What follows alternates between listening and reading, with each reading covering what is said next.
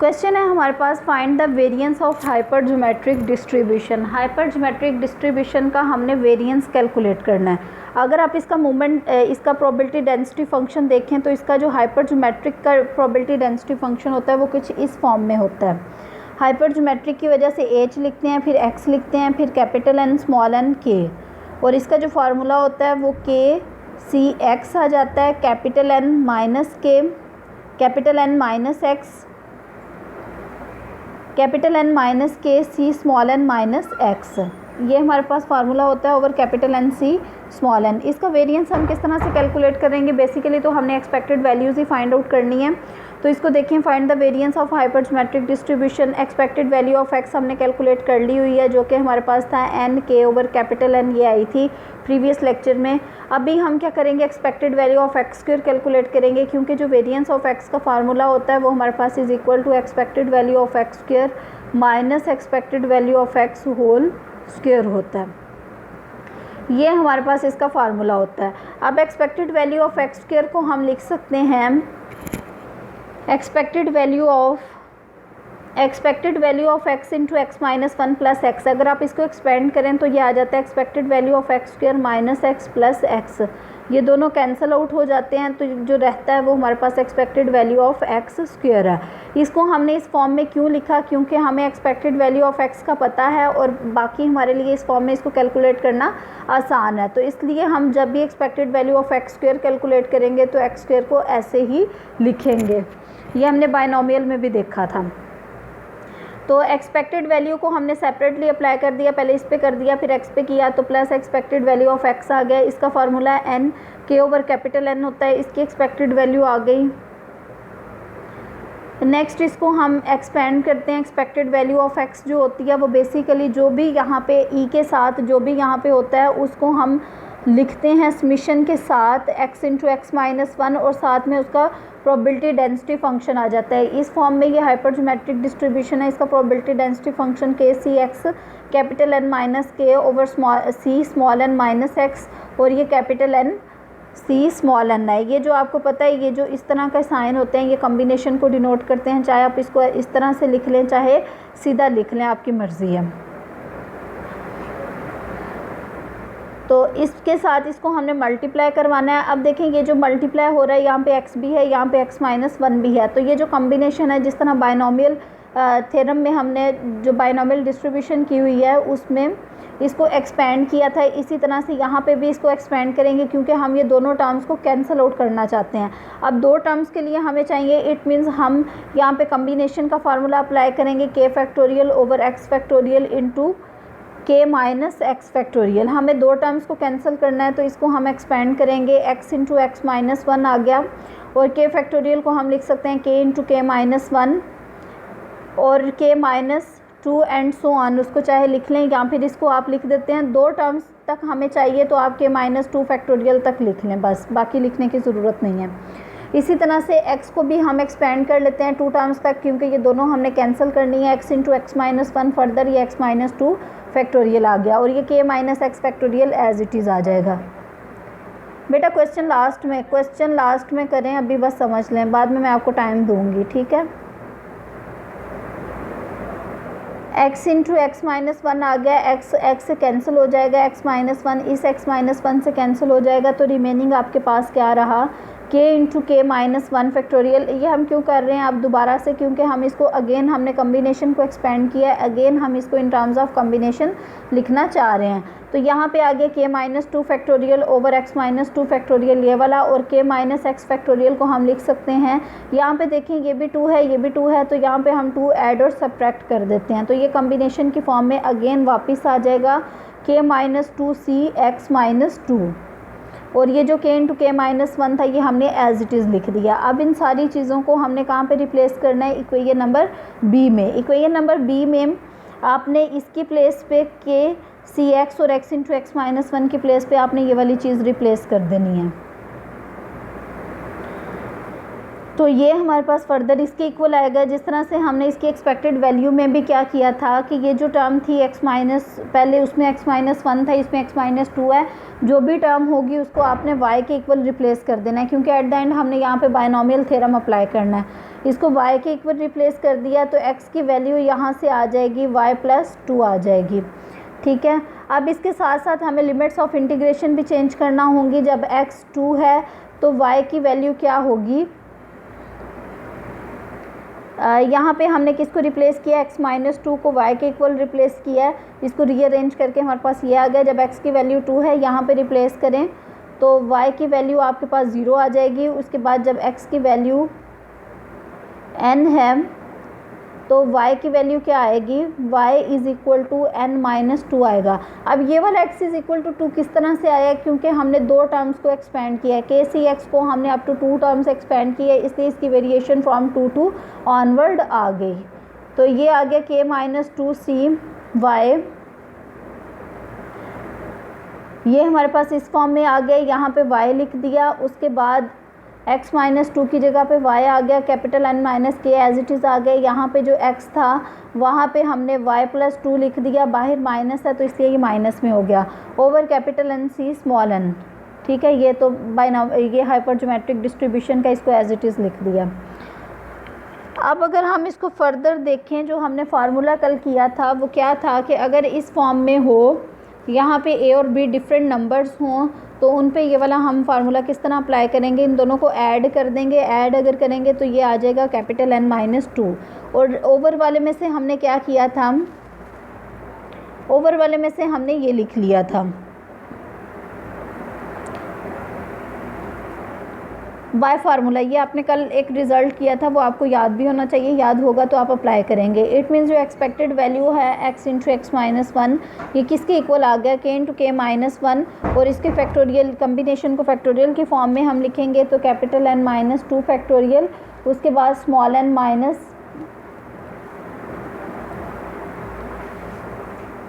ये हमारे पास k-2 factorial आ गया, और साथ में आ गया capital N minus small k।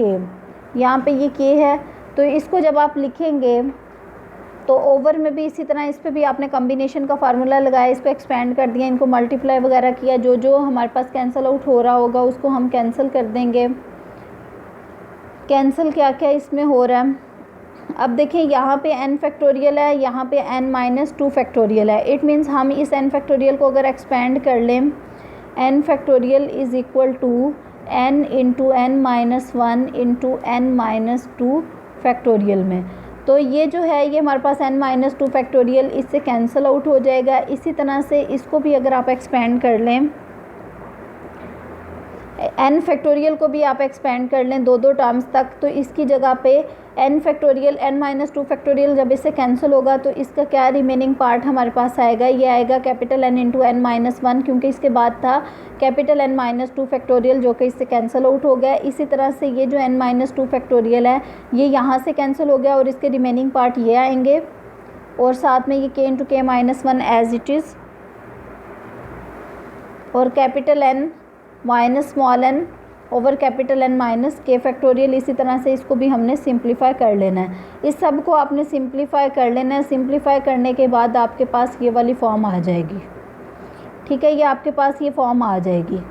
उसके बाद now expected value of x² किसके इक्वल आएगा, एक्सपेक्टेड वैल्यू ऑफ x² जो आपने लिखा था जो कि इक्वल थी expected value of x × x-1 plus x, इसकी इक्वल थी ना, तो इसकी एक्सपेक्टेड वैल्यू को आपने एक्सपेंड किया था, इसके साथ भी एक्सपेक्टेड वैल्यू लगाया, इसके साथ भी लगाया, इसका रिज़ल्ट ये आया। उसके साथ एक्सपेक्टेड वैल्यू ऑफ x का जो रिज़ल्ट हमने प्रीवियस लेक्चर में किया था ये आया n × k over capital N। यहाँ से हमने क्या किया,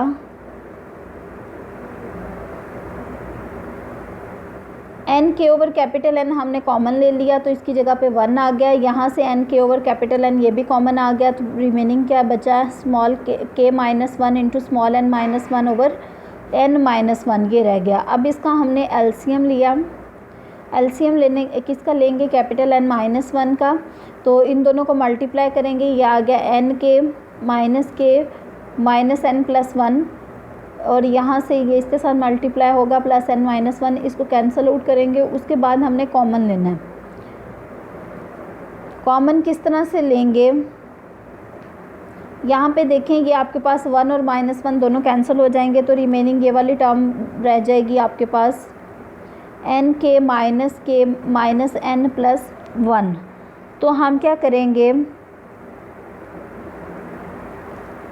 हम इनमें से कॉमन लेंगे तो आपके पास आ जाएगा k minus 1 into n minus 1, या फिर आप इसको इसी फॉर्म में लिख लें, ताकि बाद में आपको कॉमन ना लेना पड़े, plus capital N minus 1 over capital N minus 1। यही फॉर्म एज इट इज़ रहने दें, मल्टीप्लाई ना करें, क्योंकि हमने एट द एंड कॉमन लेना है, क्योंकि हमारी जो डिस्ट्रीब्यूशन है वो कुछ इसी फॉर्म में है।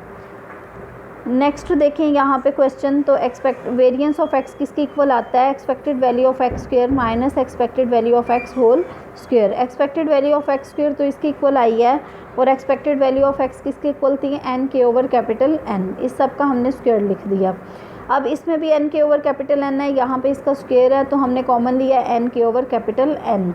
तो रिमेनिंग क्या रह जाएगा, ये वाली पूरी टर्म और माइनस एक एन के ओवर कैपिटल एन आएगा। उसके बाद हमने इसका एलसीएम लेना है। एलसीएम लेने के बाद आप कोशिश करें कि अगर तो कैंसिलेशन होती है तो तब उसको एक्सपेंड करें, अदरवाइज़ एक्सपेंड ना करें। यहाँ पे देखें capital N into capital N minus 1, ये हमने एलसीएम लिया, ये वाला एन इसके साथ मल्टीप्लाई होगा, ये वाला एन माइनस 1 इसके साथ मल्टीप्लाई होगा। तो एन के इंटू कैपिटल एन माइनस 1 आ गया। तो इसको अगर आप मल्टीप्लाई करें तो ये कुछ टर्म्स हमारे पास कैंसिल आउट हो जाती हैं। तो रिमेनिंग क्या आएगा, एन के ओवर कैपिटल एन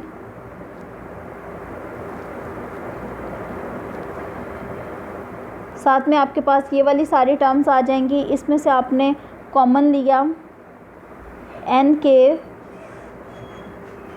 ठीक है, ये वाली टर्म्स रह जाएंगी ना, एक ये वाली और एक ये वाली टर्म आपके पास रह जाएंगी, और ओवर में capital N into capital N minus 1 ये वाली टर्म रह जाएंगी, और इसमें से आपने कॉमन ले लिया।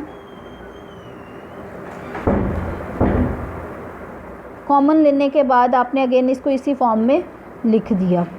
ठीक है, बेसिकली हमने ये वाली फॉर्म बनानी है। इसमें ये आपको किस तरह से पता होना चाहिए, एन इंटू के ओवर कैपिटल एन, ये तो आपके पास एन एज इट इज़, के ओवर कैपिटल एन को हमने कहा था ये पी के इक्वल है। और नेक्स्ट हमने बात की थी, अब यहाँ पे क्यू किसके इक्वल आएगा, ये जो कैपिटल एन माइनस के ओवर कैपिटल एन है, कैपिटल एन माइनस के ओवर कैपिटल एन जो है ये क्यू के इक्वल है। ठीक है, ये क्यू के इक्वल है, क्योंकि लास्ट में आपको नेक्स्ट लेक्चर में हम देखेंगे कि हम इनका रिलेशनशिप डिस्कस करेंगे हाइपरज्योमेट्रिक और बायनॉमियल डिस्ट्रीब्यूशंस का। तो यहाँ पे ये कैपिटल एन माइनस के ओवर कैपिटल एन जो है ये हमारे पास क्यू के इक्वल है। अब बात रह जाती है इस टर्म की। तो अगर आप देखें तो बायनॉमियल डिस्ट्रीब्यूशन में जो ट्रायल्स थी वो हमारे पास क्या थी, इंडिपेंडेंट थी, लेकिन हाइपरज्योमेट्रिक में क्या थी, डिपेंडेंट थी। ठीक है, तो लास्ट में हम क्या करेंगे कि अगर बायनॉमियल डिस्ट्रीब्यूशन की बात करेंगे तो हम कहेंगे कि ये n जो है, ये वाला जो फैक्टर है ये ऑलमोस्ट वैनिश हो जाएगा, 1 हो जाएगा। तो वेरिएंस हमारे पास यही वाला रह जाएगा जो कि बायनॉमियल में वेरिएंस है। तो आप इन दोनों के दरमियान रिलेशनशिप को डिस्कस कर सकते हैं, जिसके लिए अंडरस्टैंडिंग में आसानी हो जाएगी।